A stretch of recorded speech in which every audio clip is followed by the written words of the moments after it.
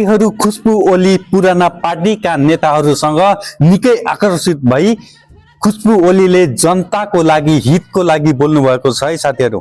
खुशबु ओलीजीको यो दमदार भाषण सुनौ र खुशबु ओलीको यो भाषणलाई शेयर गर्न चाहिँ नभुल्नु होला है साथीहरू। पनि ठूलो रोग लाग्यो भने उपचार गर्न सिका वर्षदेखि एमाले कांग्रेस माओवादीले तपाईहरुको नारा किसानको अधिकार किसानको हक भनेर नारा बेच्दै गर्दा पनि आफ्नो यो अवस्था हुँदाखेरि एउटा किसान भएर सामान्य जीवन यापन गर्न सक्नुहुन्न भने किन बारम्बार त्यो भ्रष्टाचारीहरूलाई भोट हालिराखेको छ सिन्धुपाल्चोकले।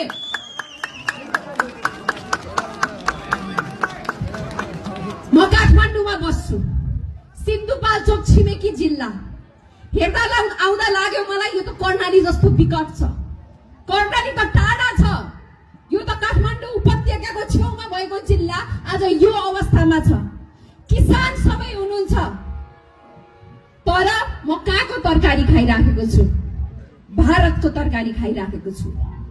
यदि यो देशको पार्टीहरूले किसान मैत्री नीति लिएको भए म काठमाडौँमा मेरो सिन्धुपाल्चोक जिल्लाको तरकारी खान पाउनु पर्ने हो, तर म आज भारतको किसानलाई पोसिराखेको छु। एउटा किसानले भए सोध्न चाहन्छु, 200 रुपैयाँमा हामी काठमाडौँमा तरकारी किन्छौँ, यहाँको किसानको हातमा कति पर्छ? 20 रुपैयाँ। 180 रुपैयाँ बिचौलिया र यही नेताहरूले खाइराखेको छन्, तैपनि तपाईँ हामी मौन छौँ।